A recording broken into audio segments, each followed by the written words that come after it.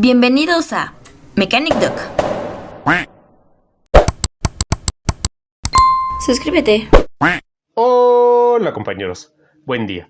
En esta ocasión resolveremos el problema 545 del libro Dinámica del autor Merriam, relacionado al tema de cinemática. El enunciado dice lo siguiente. La rueda de Ginebra es un mecanismo para producir una rotación intermitente.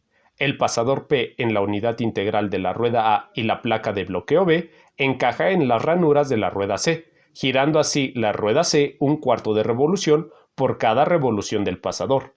En la posición mostrada, θ es igual a 45 grados. Para una velocidad angular constante en el sentido de las agujas del reloj, ω1 es igual a 2 radianes sobre segundo de la rueda A. Determine la velocidad angular en sentido antihorario ω2 de la rueda C para θ igual a 20 grados. El ejercicio se resolverá utilizando el método del movimiento absoluto. Antes de resolver el problema, recuerda que este video forma parte de mi lista de reproducción de dinámica del cuerpo rígido, donde encontrarás más contenido relacionado a diferentes temas. En la descripción te dejo el link. Retomando el problema. Para utilizar el método del movimiento absoluto, se debe de trazar una geometría que permita relacionar el movimiento del sistema con las dimensiones de los miembros. Empleando la figura, se dibuja el triángulo O1, O2, P. Se indica el ángulo θ. Se añade el ángulo beta. Y de la teoría se sabe que la sumatoria de los ángulos internos de un triángulo es 180 grados. Se añade el tercer ángulo. Ahora se debe de identificar las longitudes que se mantienen constantes durante el movimiento del mecanismo. Estas cantidades son la distancia de 200 milímetros del punto O1 al punto O2 y la longitud del pasador en O1 hacia el punto P, que tiene una dimensión de 200 entre raíz de 2 milímetros. Se aplica la ley de senos para relacionar las dimensiones mencionadas hace un instante. Al tener el mismo denominador, este se va a la unidad. Se factoriza el signo menos en los ángulos de la función del lado izquierdo. De la teoría se sabe que se puede utilizar la regla que se muestra en pantalla para la sustracción de los ángulos de la función seno.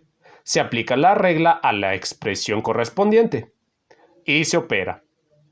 A continuación, se aplica la regla para desarrollar la adición de los ángulos de la función seno. Se aplica la fórmula. Si analizamos la expresión obtenida, es evidente que conviene dividir toda la ecuación entre el coseno de beta. Se opera, teniendo en cuenta que el seno entre coseno es igual a la tangente. Se agrupa de un lado todos los términos que contengan al ángulo beta. Se factoriza a la función tangente, generando la ecuación número 1.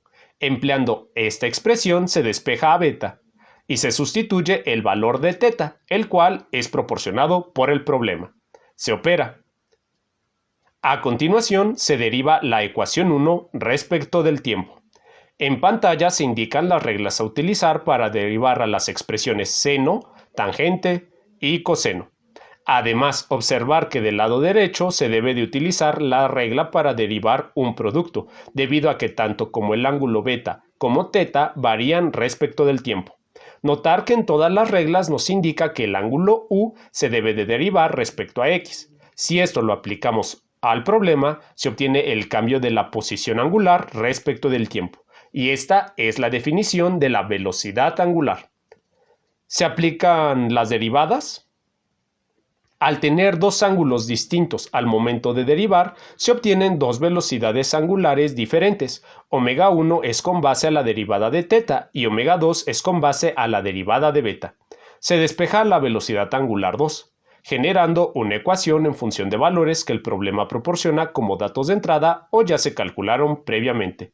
Se verifica la congruencia de unidades, se sustituyen y se opera. ω2 es igual a 1.923 radianes sobre segundo, dando solución al problema. Ahora me encantaría que me comentaran, ¿qué les ha parecido este método para resolver ejercicios de cinemática? ¿Qué otros métodos conocen? Déjenme las respuestas junto a sus dudas y comentarios en la caja. Y bueno, compañeros, eso ha sido todo.